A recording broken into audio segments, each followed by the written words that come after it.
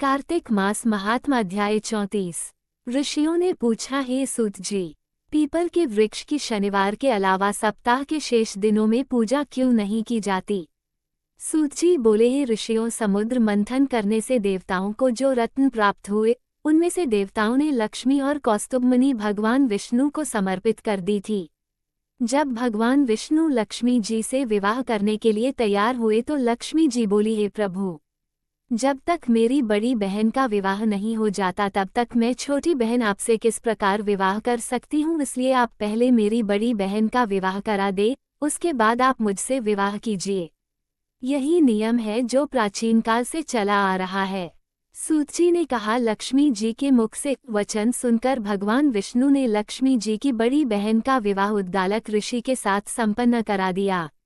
लक्ष्मी जी की बड़ी बहन अलक्ष्मी जी बड़ी कुरूप थी, उसका मुख बड़ा, दांत चमकते हुए, उसकी देह वृद्धा की भांति, नेत्र बड़े बड़े और बाल रूखे थे। भगवान विष्णु द्वारा आग्रह किए जाने पर ऋषि उद्दालक उससे विवाह करके उसे वेद मंत्रों की ध्वनि से गुंजाते हुए अपने आश्रम ले आए।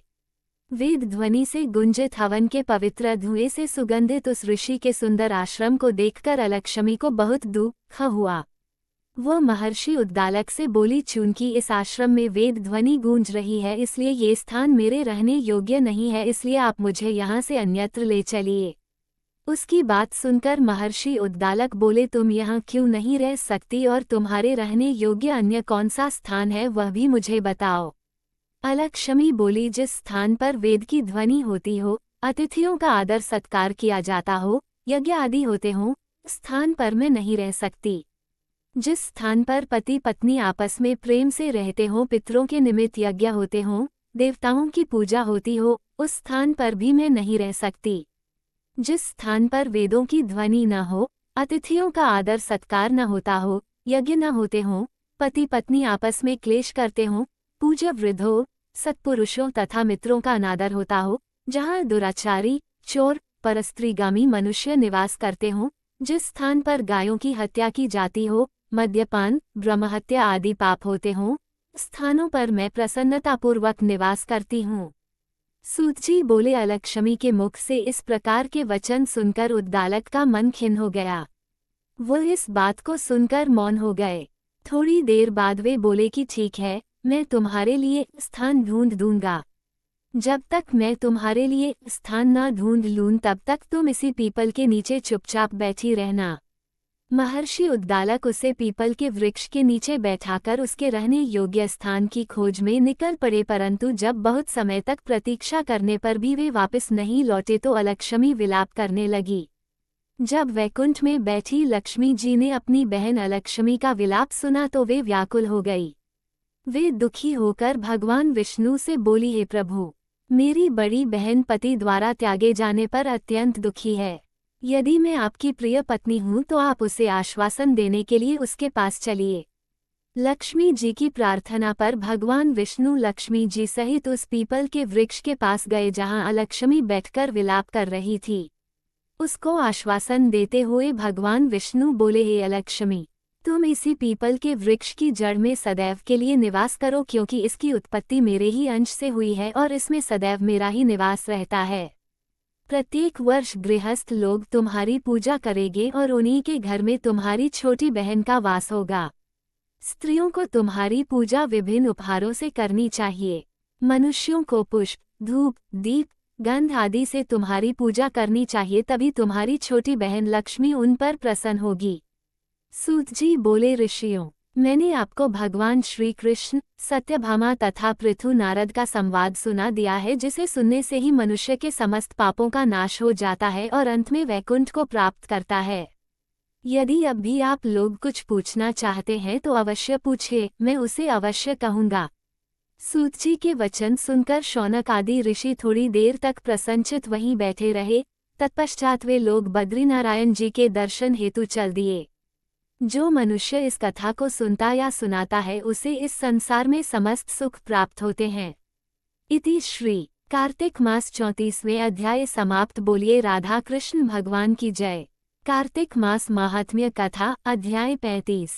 अनुपम कथा कार्तिक होती है संपन्न। इसको पढ़ने से श्रीहरि होते हैं प्रसन्न। इतनी कथा सुनकर सभी ऋषि सूत जी से बोले, हे सूत जी, अब आप हमें तुलसी विवाह की विधि बताइए। सूत जी बोले, कार्तिक शुक्ला नवमी को द्वापर युग का आरंभ हुआ है, अतः ये तिथि दान और उपवास में क्रमशः पूर्वाहन व्यापिनी तथा पराहन व्यापिनी हो तो ग्राह्य है। इस तिथि को नवमी से एकादशी तक मनुष्य शास्त्रोक्त विधि से तुलसी के विवाह का उत्सव करे तो उसे कन्यादान का फल प्राप्त होता है। पूर्वकाल में कनक की पुत्री किशोरी ने एकादशी तिथि में संध्या के समय तुलसी की वैवाहिक विधि संपन्न की। इससे वह किशोरी वैधव्य दोष से मुक्त हो गई। अब मैं उसकी विधि बतलाता हूँ। 1 तोला सुवर्ण की भगवान विष्णु की सुंदर प्रतिमा तैयार कराए अथवा अपनी शक्ति के अनुसार आधे या चौथाई तोले की ही प्रतिमा बनवा ले। फिर तुलसी और भगवान विष्णु की प्रतिमा में प्राण प्रतिष्ठा करके षोडशोपचार से पूजा करें। पहले देश काल का स्मरण करके गणेश पूजन करें, फिर पुण्याहवाचन कराकर नांदी श्राद्ध करें। तत्पश्चात वेद मंत्रों के उच्चारण और बाजे आदि की ध्वनि के साथ भगवान विष्णु की प्रतिमा को तुलसी जी के निकट लाकर रखें। प्रतिमा को वस्त्रों से आच्छादित करना चाहिए। उस समय भगवान का आवाहन करें, भगवान केशव आइए देव, मैं आपकी पूजा करूंगा, आपकी सेवा में तुलसी को समर्पित करूंगा, आप मेरे संपूर्ण मनोरथों को पूर्ण करें। इस प्रकार आवाहन के पश्चात 3 बार अर्घ्य, पाद्य और विष्ट का उच्चारण करके इन्हें बारी बारी से भगवान को समर्पित करें। फिर आचमनीय पद का 3 बार उच्चारण करके भगवान को आचमन कराएं। इसके बाद कांसे के बर्तन में दही, घी और मधु रखकर उसे कांसे के पात्र से ही ढक दे तथा भगवान को अर्पण करते हुए इस प्रकार कहें, वासुदेव आपको नमस्कार है। यह मधुपक दही, घी तथा शहद के मिश्रण को मधुपक कहते हैं, ग्रहण कीजिए। तदनंतर हरिद्रालेपन और अभ्यंग कार्य संपन्न करके गोधूली की वेला में तुलसी और विष्णु का पूजन पृथक पृथक करना चाहिए। दोनों को एक दूसरे के सम्मुख रखकर मंगल पाठ करें। जब भगवान सूर्य कुछ कुछ दिखाई देते हों तब कन्यादान का संकल्प करें। अपने गोत्र और प्रवर का उच्चारण करके आदि की 3 पीढ़ियों का भी आवर्तन करें। तत्पश्चात भगवान से इस प्रकार कहें, आदि मध्य और अंत से रहित त्रिभुवन प्रतिपालक परमेश्वर, इस तुलसी दल को आप विवाह की विधि से ग्रहण करें। ये पार्वती के बीज से प्रकट हुई है, वृंदा की भस्म में स्थित रही है तथा आदि मध्य और अंत से शून्य है। आपको तुलसी बहुत ही प्रिय है, अतः इसे मैं आपकी सेवा में अर्पित करता हूँ। मैंने जल के घड़ों से सींचकर और अन्य प्रकार की सेवाएं करके अपनी पुत्री की भांति इसे पाला, पोसा और बढ़ाया है। आपकी प्रिया तुलसी मैं आपको दे रहा हूँ। प्रभु आप इसे ग्रहण करें। इस प्रकार तुलसी का दान करके फिर उन दोनों अर्थात तुलसी और भगवान विष्णु की पूजा करें, विवाह का उत्सव मनाएं। सुबह होने पर पुनः तुलसी और विष्णु जी का पूजन करें। अग्नि की स्थापना करके उसमें द्वादशाक्षर मंत्र से खीर, घी, मधु और तिल मिश्रित हवनीय द्रव्य की 108 आहुति दे। फिर स्विष्टिकृत होमक करके पूर्णाहुति दें। आचार्य की पूजा करके होम की शेष विधि पूरी करें। उसके बाद भगवान से इस प्रकार प्रार्थना करें, हे प्रभु आपकी प्रसन्नता के लिए मैंने यह व्रत किया है। जनार्दन इसमें जो न्यूनता हो वह आपके प्रसाद से पूर्णता को प्राप्त हो जाए। यदि द्वादशी में रेवती का चौथा चरण बीत रहा हो तो उस समय पारण न करें। जो उस समय भी पारण करता है वह अपने व्रत को निष्फल कर देता है। भोजन के पश्चात तुलसी के स्वत गलकर गिरे हुए पत्तों को खाकर मनुष्य सब पापों से मुक्त हो जाता है। भोजन के अंत में ऊख, आंवला और बेर का फल खा लेने से उच्छिष्ट दोष मिट जाता है। तदनंतर भगवान का विसर्जन करते हुए कहे, भगवान आप तुलसी के साथ वैकुंठ धाम में पधारें। प्रभु मेरे द्वारा की हुई पूजा ग्रहण करके आप सदैव संतुष्टि करें।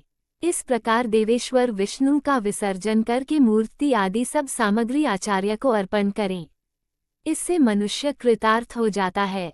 यह विधि सुनाकर सूत जी ने ऋषियों से कहा, हे ऋषियों इस प्रकार जो मनुष्य श्रद्धापूर्वक सत्य, शांति और संतोष को धारण करता है, भगवान विष्णु को तुलसी दल समर्पित करता है, उसके सभी पापों का नाश हो जाता है और वह संसार के सुखों को भोगकर अंत में विष्णुलोक को प्राप्त करता है। हे ऋषिवरों ये कार्तिक महात्म्य सब रोगों और संपूर्ण पापों का नाश करने वाला है। जो मनुष्य इस महात्म्य को भक्तिपूर्वक पढ़ता है और जो सुनकर धारण करता है वह सब पापों से मुक्त हो भगवान विष्णु के लोक में जाता है। जिसकी बुद्धि खोटी हो तथा जो श्रद्धा से हीन हो, किसी भी मनुष्य को यह महात्म्य नहीं सुनाना चाहिए। इति श्री कार्तिक मास महात्म्य 35वां अध्याय समाप्त। बोलिए राधा कृष्ण भगवान की जय।